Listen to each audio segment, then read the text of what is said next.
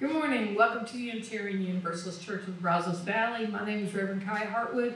Our pronouns are she, her, they, and we're real happy to see you this morning. This morning, we're celebrating Martin Luther King Day. This service is about Martin Luther King and the Poor People's Campaign. So, let Jerry, our worship associate, get going.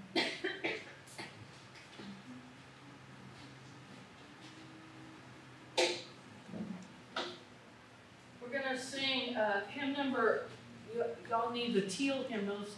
It's 1008, When Our Heart Is in a Holy Place.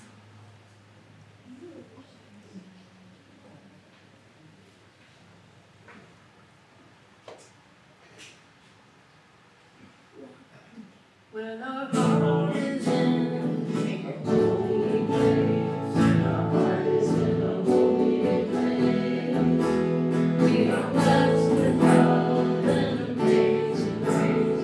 When our heart is in a holy place, when we trust the ways of each of us, every color, every creed and kind, and we see our faces in each other's eyes.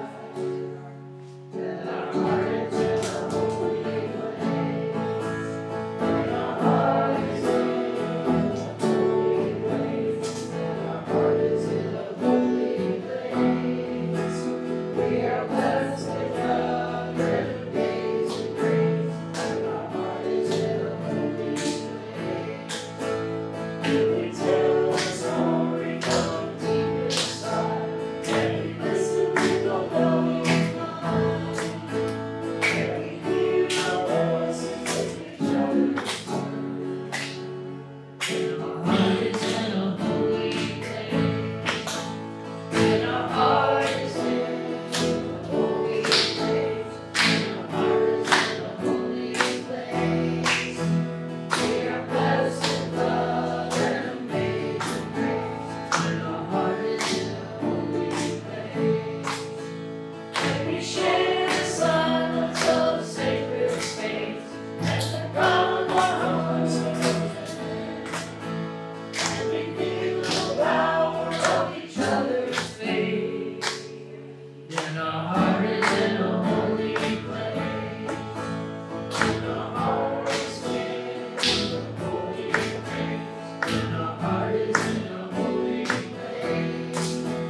We are blessed with love and amazing grace. When our heart is in a holy place. When our heart is in a holy place.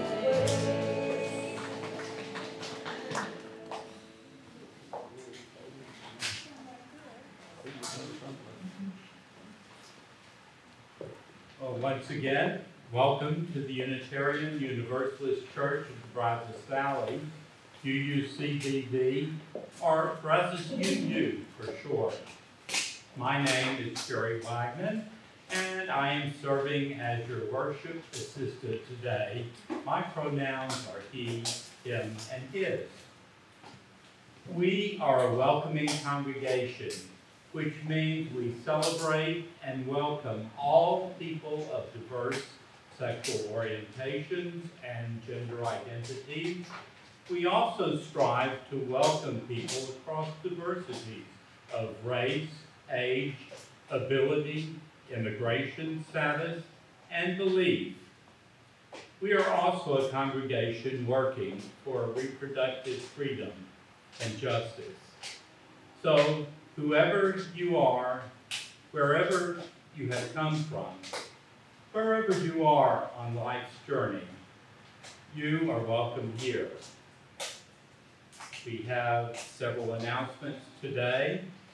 Tomorrow at 10 a.m. is the annual Martin Luther King Day walk, and we will be participating in that.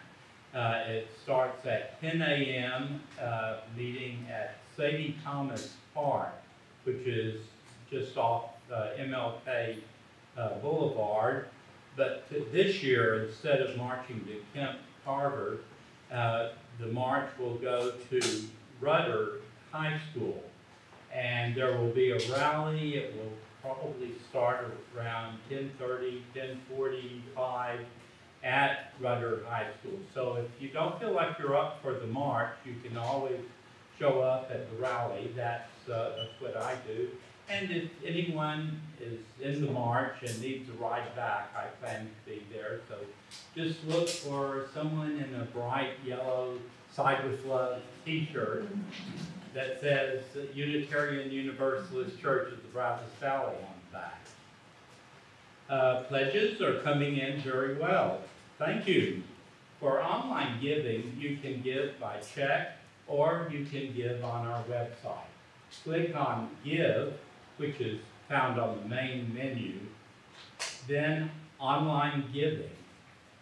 You'll find several options, including pay your pledge, your 22-23 financial commitments, and the RE, Religious Education Matching Grant.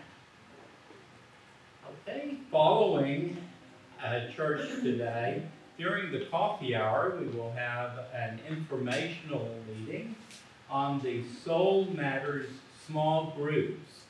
So everyone who's interested, please stick around for that.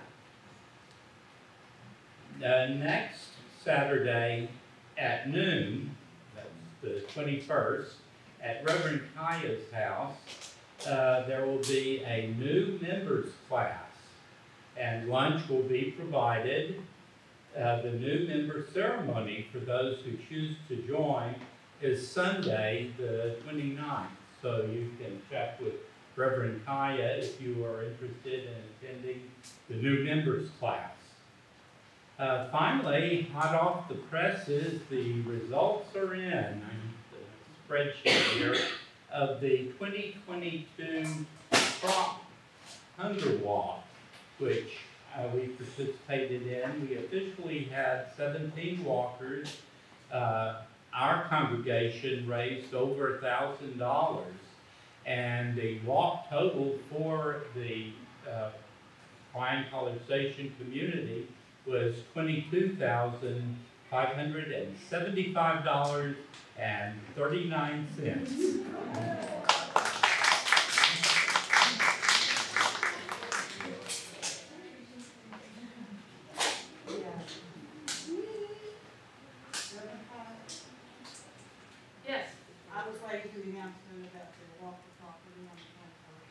It's not right now. It'll happen.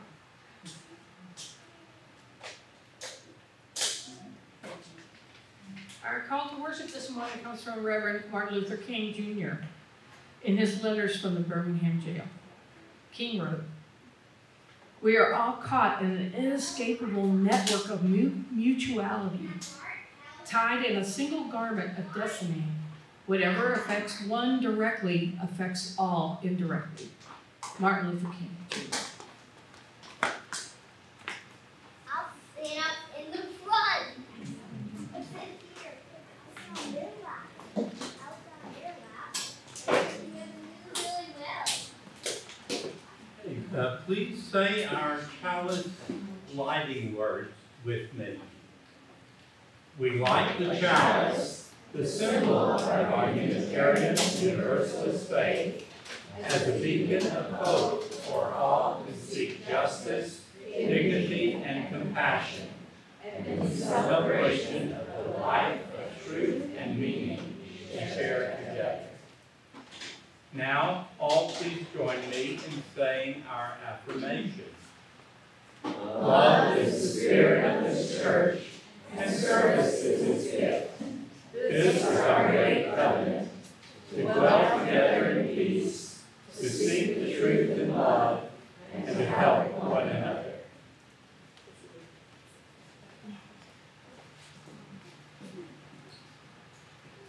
Hello, everyone, and welcome to our visitors. I'm Allison Faber. I'm the Director of Religious Education here. And today, our time for all ages is called The Me I Choose to Be. And it has a really, really nice photograph. So if you can't see, if you're in the back corner maybe, if you want to stand, or you can even move over here if you would like to. So that's totally up to you. Yeah, Rory, you can come sit over here if you can't see if you want to. All right, The Me I Choose to Be by Natasha Anastasia Tarpley. And the photographs are by Regis and Karen Bethencourt. And this was an award-winning photography collection. So, right. Some may think they know who I am, but here's what you must understand. My creativity and curiosity flow without end, and if I meet an obstacle, I just begin again. I am a planet, a limitless galaxy, and I am the me I choose to be. I am hope passed down through the generations. I am a bridge builder connecting people and nations. I am a weaver of words that quickly take flight and stretch into stories fluttering off into the night. I am a conjurer, imagining realms that aren't yet there. I am a maker, a creator, shaping a new world we can all share. My creativity and curiosity flow without end, and if I meet an obstacle, I just begin again. I am a planet, a limitless galaxy, and I am the me I choose to be. I am joyful as a bubbly, rushing river. I am sad as a trickling tear. I am a tiny bird watching the world from afar. I am a friend who loves to be near. And there's something else about me, maybe harder to see. I'm not that cool. I don't always know what to say, and every so often I go the wrong way. Sometimes it seems like I have 2 left feet. But that just means that I'm a free spirit. I move to the rhythm of my own heartbeat. I'm a star dancing across the night sky. I am the night sky, unnoticed as stars fly by. It's hard not to care when people pretend you aren't there, but then I remember that my creativity and curiosity flow without end.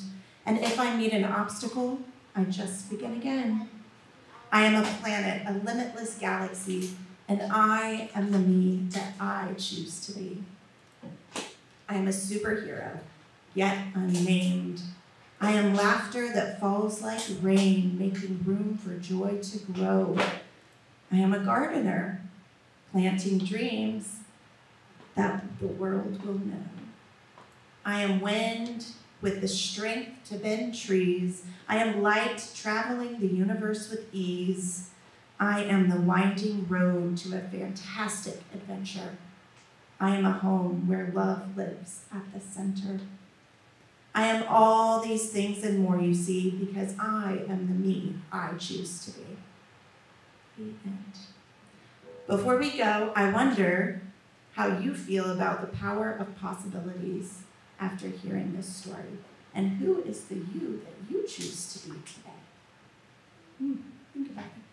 So for all of our visitors today, after I tell my story, then all of the kids, usually up to about teenage years, we do a lesson outside. So if you're comfortable with coming with me, we're going to hear This Little Light of Mine by our lovely musicians, and then I will be at the back of the room. Let's sing out all of our kiddos. This little light of mine, I'm gonna let it shine. This little light of mine, I'm gonna let it shine. This little light of mine, I'm gonna let it shine. Let it shine, let it shine, let it shine.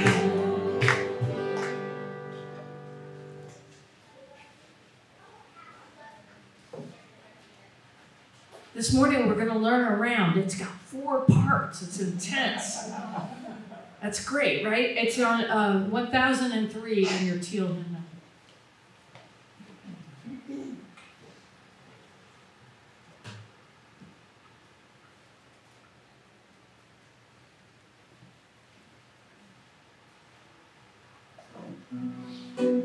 Joe's going to teach you the first part, which is the melody, and you can learn this part the most. And if you feel frisky, you can learn some of the other parts that we will do. But this is the main melody.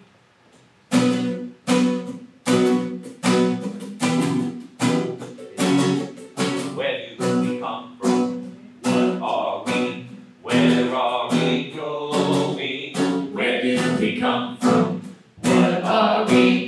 Where are we going? Where do we come from? What are we? Where are we going? Where do we come from?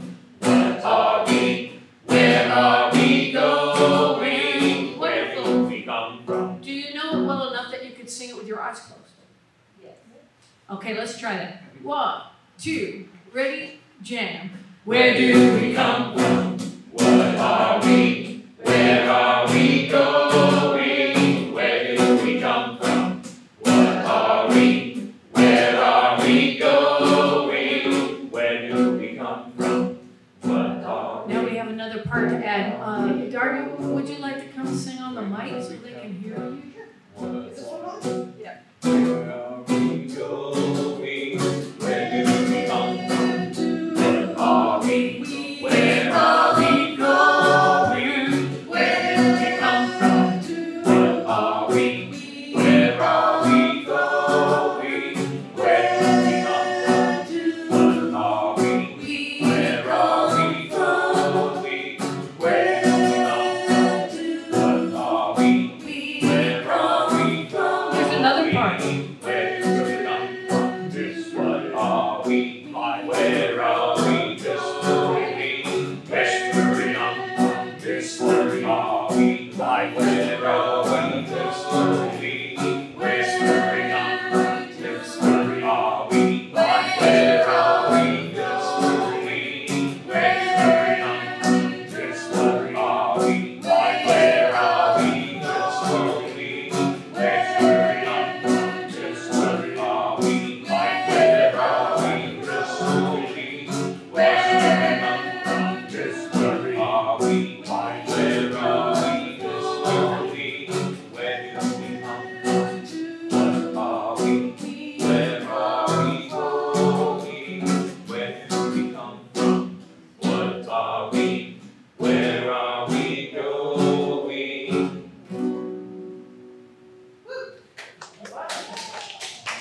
Thank you for all the song leaders.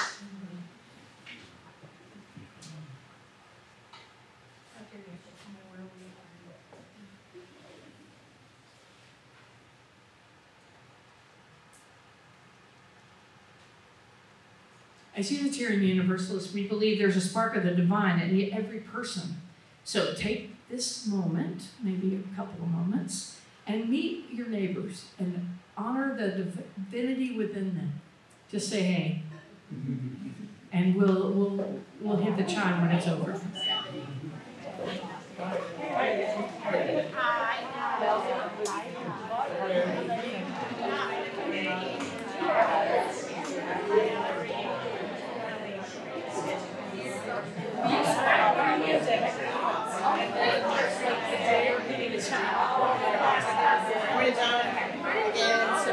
How are you?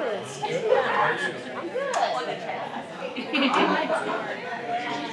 Hi, I'm very tired.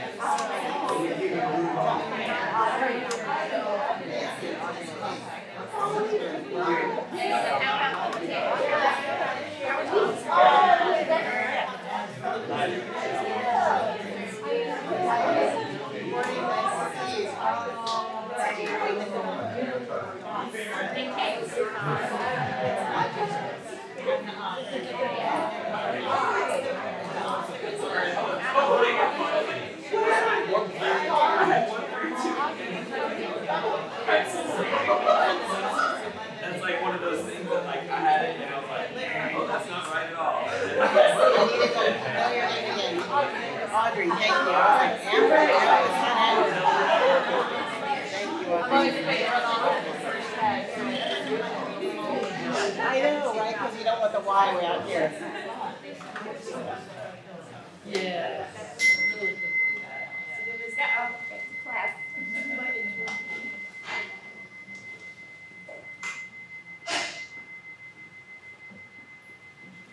we take this moment to reflect on our joys and sorrows and acknowledge the mutual support of our community. Please remember that our service is recorded and available publicly if you need to moderate your message accordingly.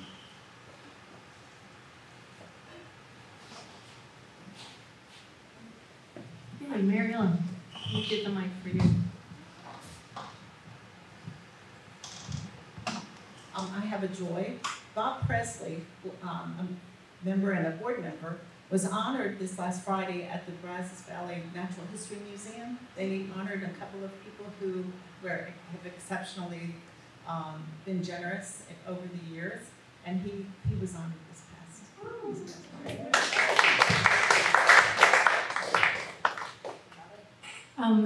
I want to remind everyone that we are building a new church. If you are new and you don't know this, it's just down the street on 29th Street, and you can take a look at it. It's right across from Glenn College. And if you are waiting patiently to see the church, here's your chance coming up on the 21st. I think it's 9:30 in the morning, this coming Saturday. Please show up at the new church site and go on a tour. Thank you. That was me. Yeah. You can park in the parking lot of the Terminex. Terminex. Okay, you Park can. there. Okay, did you hear that? You can park in the right next door to our new church is a Terminex place, and they're closed on Saturday, and so you can park there if you would like to. It's still a little rough. The parking area at the new church is still pretty rough, so you probably don't want to pull in there. Okay, anybody else have a joy or concern?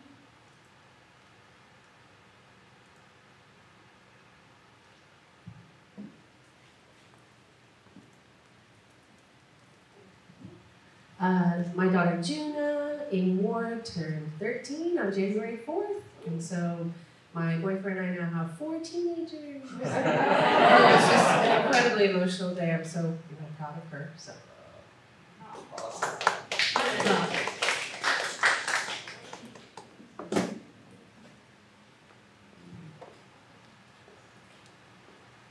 Well, a lot of you don't know me. I've been a member since 2000, I think. I haven't been able to come for a number of years because my dad was disabled and lived with us for the last 12 years. Unfortunately, he passed away in December, and which was hard, but not a shock. He made it to be 87, so that was really good, and he was able to live with us for most of that time, so that was good. But it is a joy to get to come back to church now. I'm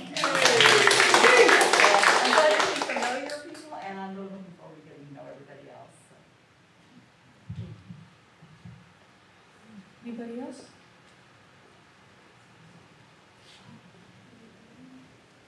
We'll light a candle for all the unspoken joys and sorrows in our community.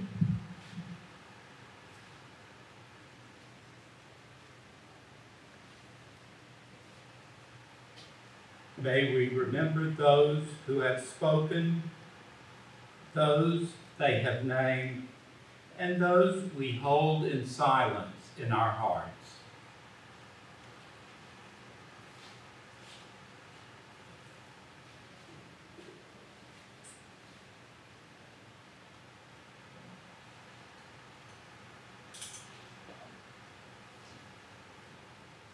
We have another reading from Reverend King. And one day we must ask the question, why are there 40 million poor people in America? And when you begin to ask that question, you are raising questions about the economic system, about a broader distribution of wealth.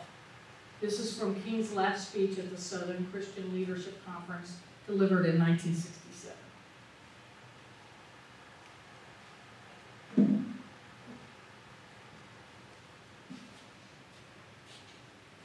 So as you know, today is Martin Luther King Jr.'s birthday. He was born in 1929.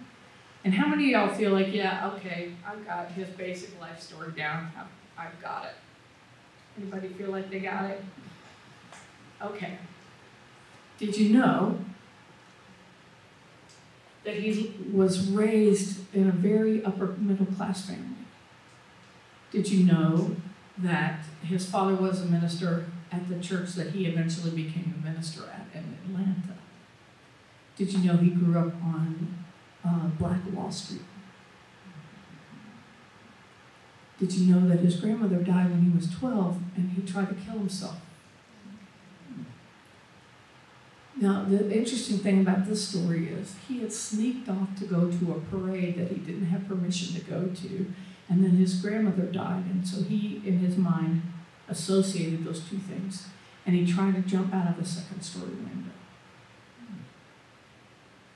That's the elements of people's character end up being part of what make them an organizer, make them, in America we kind of have a particular way of making our heroes into these on the mountaintop.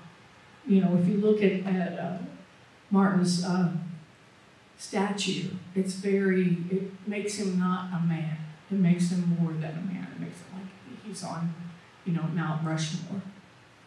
But I think what's really interesting about him is that he was a minister, but he was under tremendous pressure from his family. He's the third generation minister in his family. And he grew up in the black church right after World War II.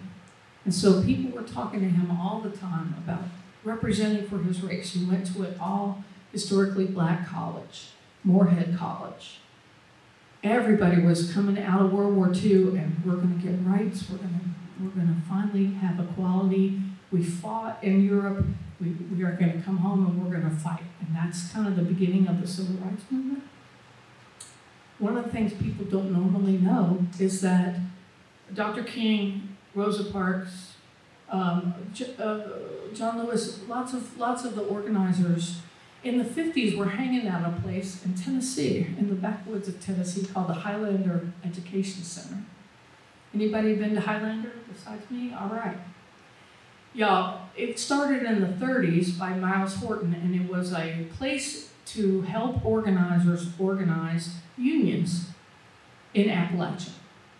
That's what it started out being.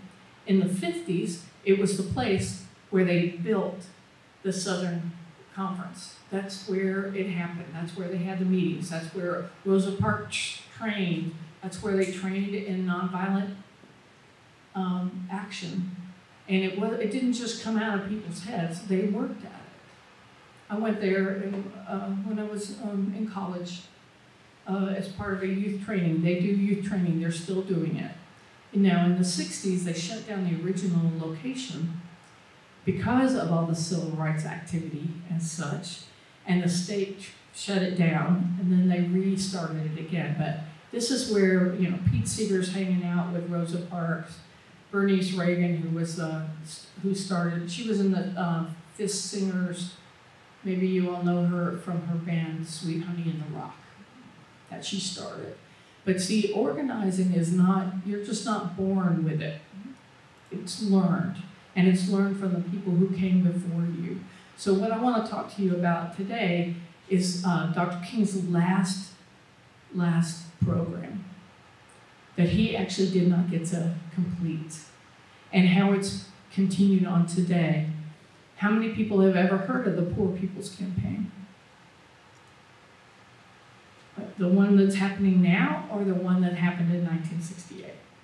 How many people for the 1968 or both? Okay, great, wonderful. So Dr. King was a minister. He was an American Baptist minister, which is kind of liberal, a black church Baptist. So those of y'all who grew up Baptist, Southern Baptist, this is the most liberal version. This is as if Unitarian Universalists and Baptists had a baby. That's kind of where it's at. So there's a whole lot of social gospel in that.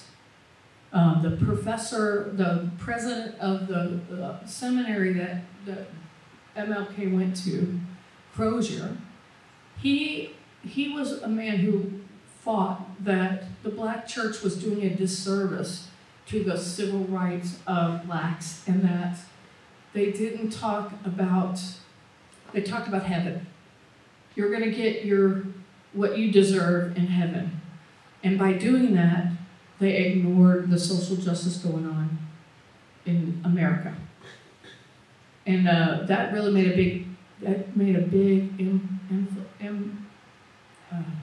yes, you all know what I'm trying to say. Impact. Impact, thank you.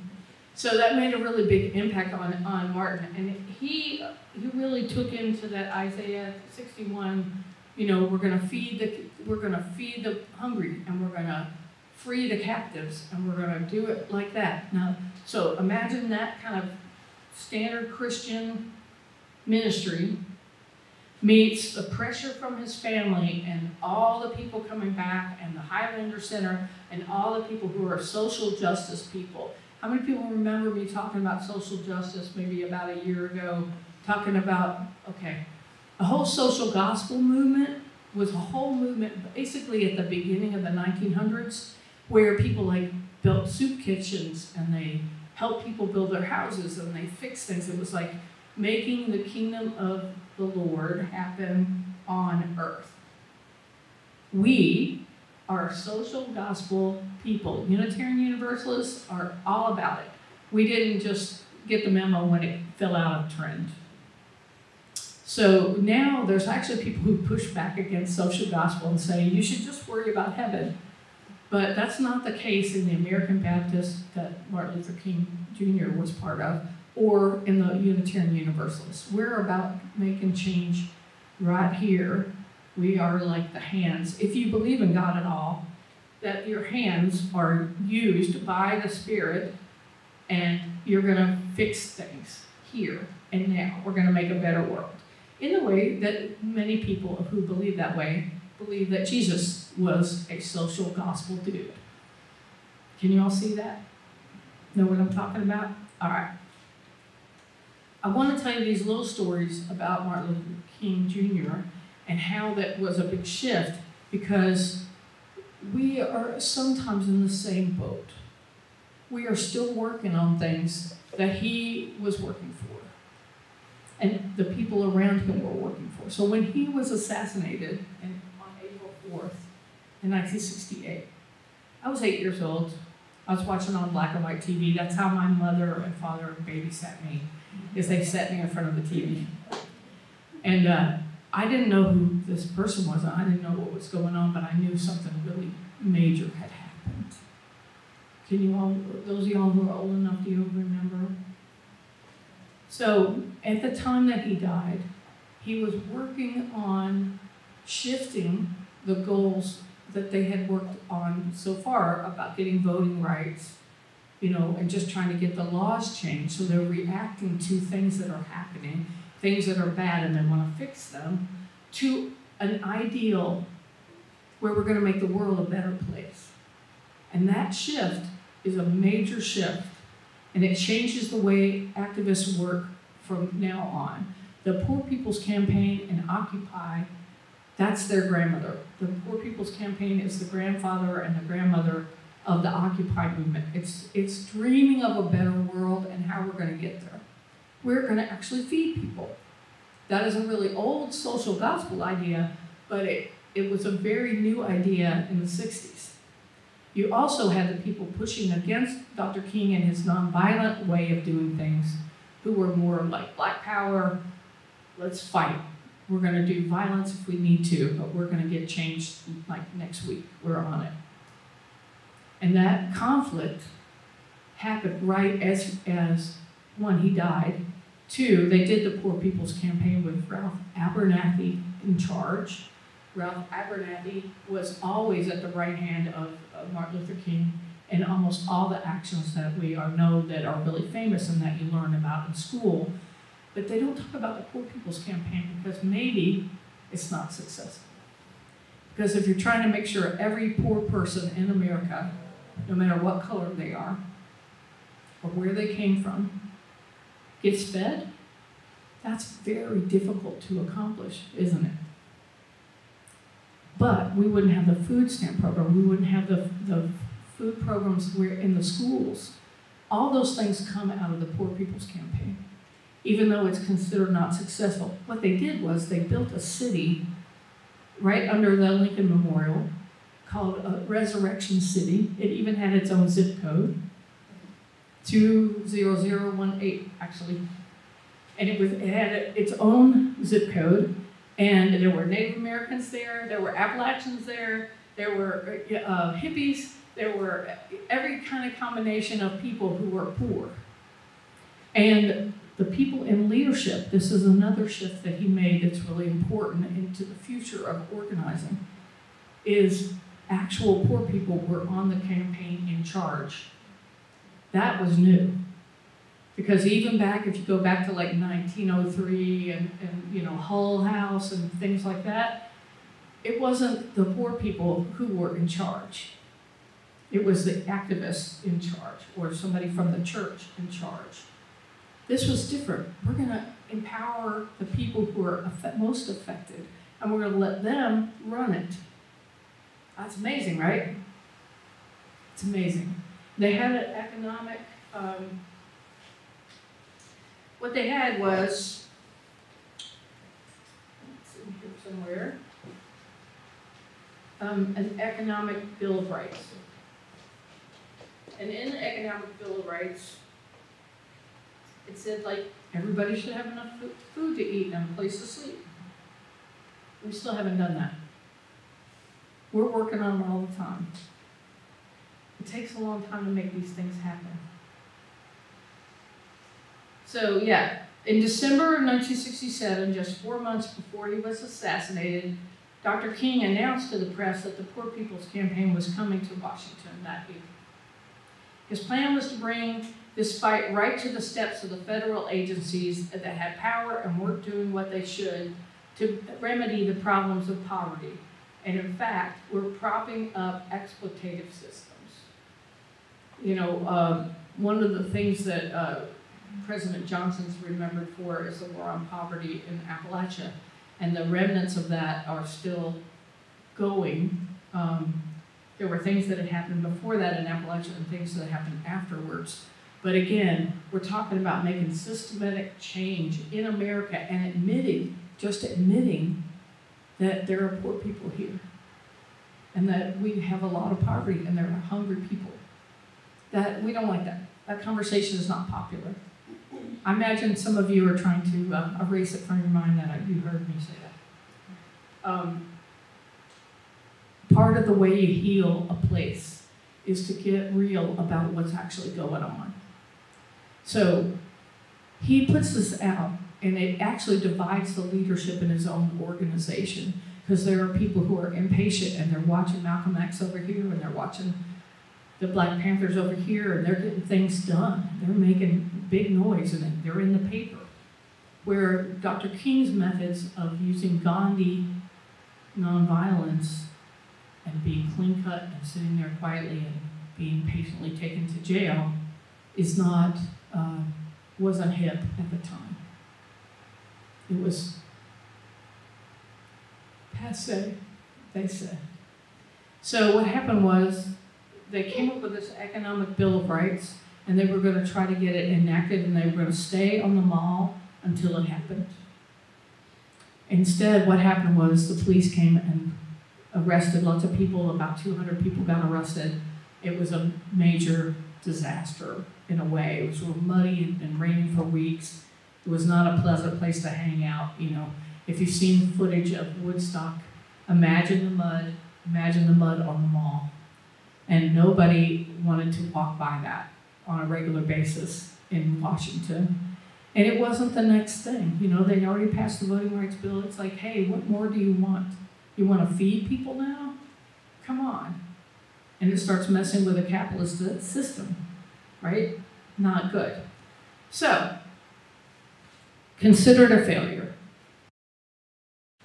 Now, these two ministers that were hanging out at Union Theological Seminary in New York, Liz Theodosis and Reverend William Barber.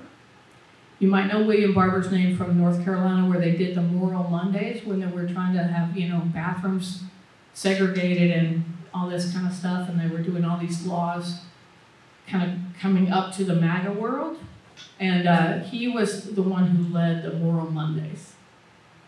So he got together and they co-led this thing and they called it the Poor People's Campaign. And so you may have been part of that. Anybody do any work with the Poor People's Campaign? Have you walked?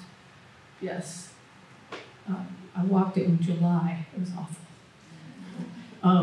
But the point is that you have people who go, these ideas that Reverend King had started are good ideas and they haven't been completed, and we want to continue their work. And so the Poor People's Campaign was started to do that.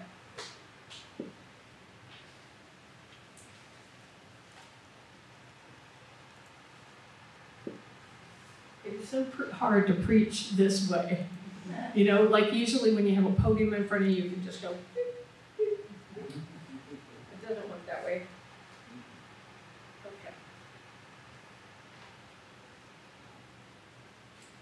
So they call the Poor People's Campaign that's going on now a national call for moral revival, in an American anti-poverty campaign led by William Barber and Liz Theo Harris.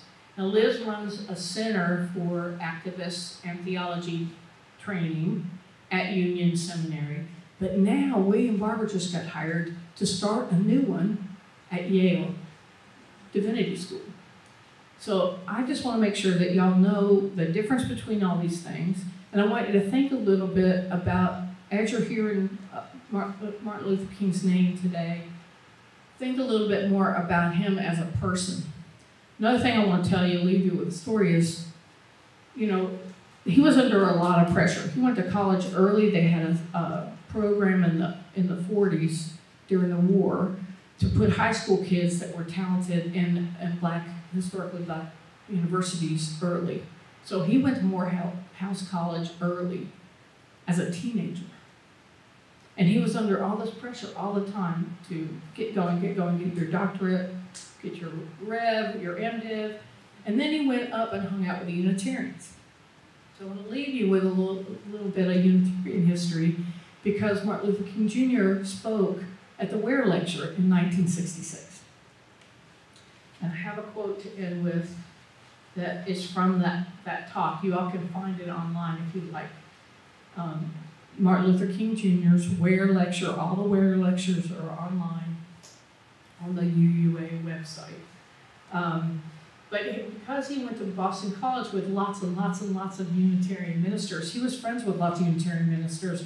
And you all may not know, but at the March on Selma, the second one that Dr. King led, almost every single ordained UU minister was there, including James Reeb, who was murdered because of it. So, and there was a woman, UU layperson, that was also murdered.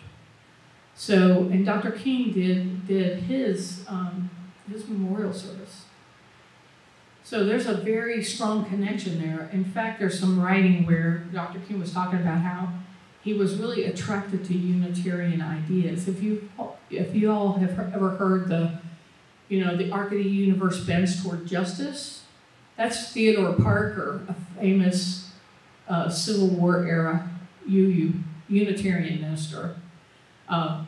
Unitarian, he kind of got kicked out, but now we're like so proud of him. He was fabulous. Anyway, we'll talk about Theodore Parker again, but Dr. King was very influenced by Unitarian writings. His doctorate is a famous theologian who's got a lot of Unitarian ideas, and he even toyed with the idea of becoming a Unitarian, but he could not do the work in the black community if he wasn't in the black church. Think about that. Think about how the pressure's on him and culturally, and for him to move from only being concerned about things that affected black people, his primary focus being only, getting rights for black people, making things equitable for black people, to moving to, I'm gonna make a movement led by the people that were trying to move, that was for everybody that was poor, no matter what color they were. Think about how much pushback he would have gotten for that. And we're still working on it. And if you want to get more information about the Poor People's Campaign, I can lead you to the website, or I'm sure you can find it on your own. But if you search Poor People's Campaign 2023, you will end up at the right place. So, this is what he said at his WHERE lecture, if I can find it. There it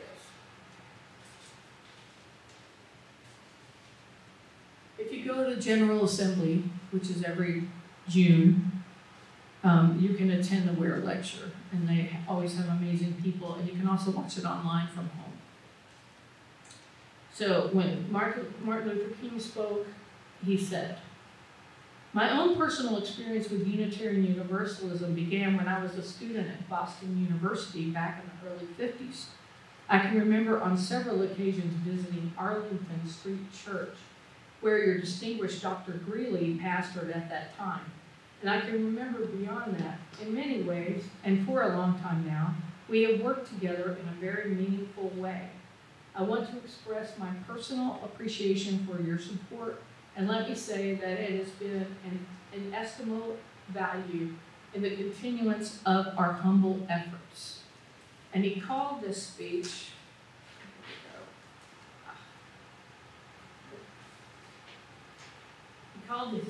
"Don't Sleep Through the Revolution." So I want to leave you with that, y'all. Let's not sleep through this one. Thank you.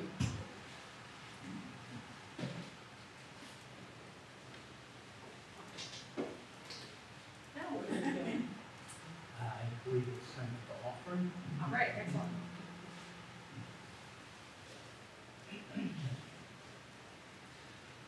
Now let an offering be taken to sustain and strengthen this place, which is sacred to so many of us, a community of memory and of hope.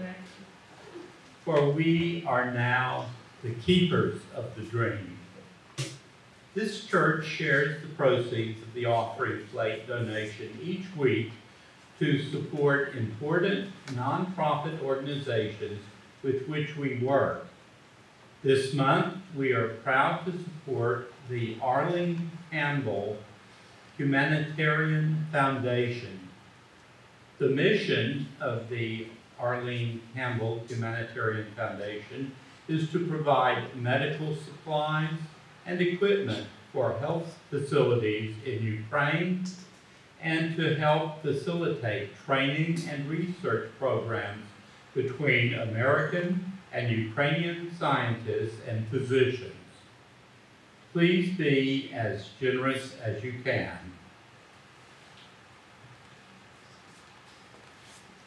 If you'd like to sing while we're taking up our donations, you want to turn to 1017. We are building a new way.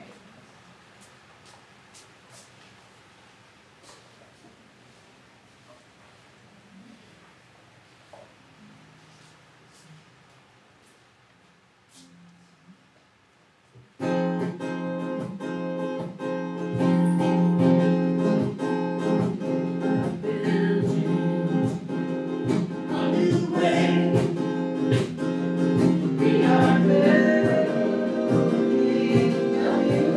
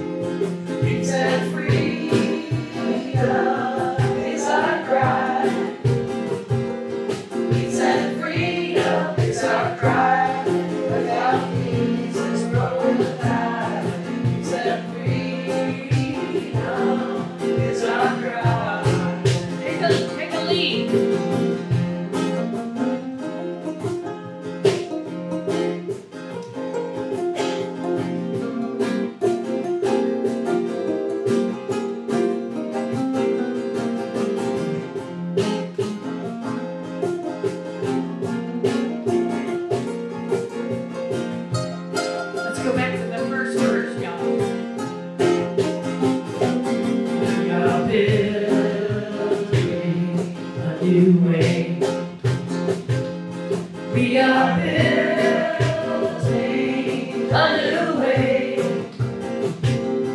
We are building a new way, feeling stronger every day.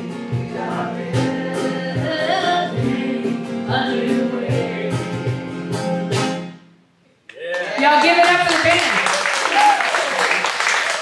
Darby on cajon, Joe at tenor guitars.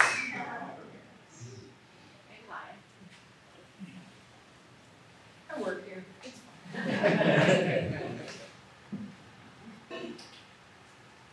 We give thanks for these gifts we have given, and for those we receive, and for each other.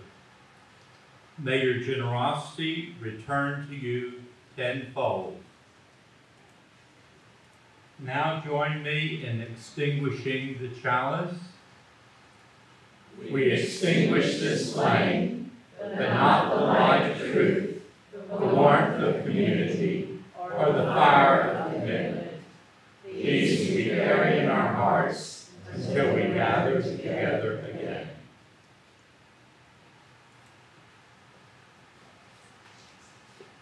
One of the songs that I learned at Highlander Center, I'm going to sing for you. So it has history in it, but it also shows us how far we've come in 50 years. Okay? It's a kid's song, and you'll pick it up pretty quick. It goes like this. If you miss me at the back of the bus, you can't find me nowhere. Oh, come on over to the front of the bus. I'll be riding up there. I'll be riding up there. I'll be riding up there. Oh, come on over to the front of the bus. I'll be riding up there. If you miss me at the Mississippi River, you can't find me nowhere. Oh, come on over to the city pool. I'll be swimming over there. I'll be swimming over there. I'll be swimming over there. Oh, come on over to the city pool. I'll be swimming over there. If you miss me at the picket line, you can't find me nowhere. Oh, come on over to the city jail. I'll be sitting in there. I'll be sitting in there. I'll be sitting in there. Oh, come on over to the city jail. I'll be sitting in there. Go in peace, y'all.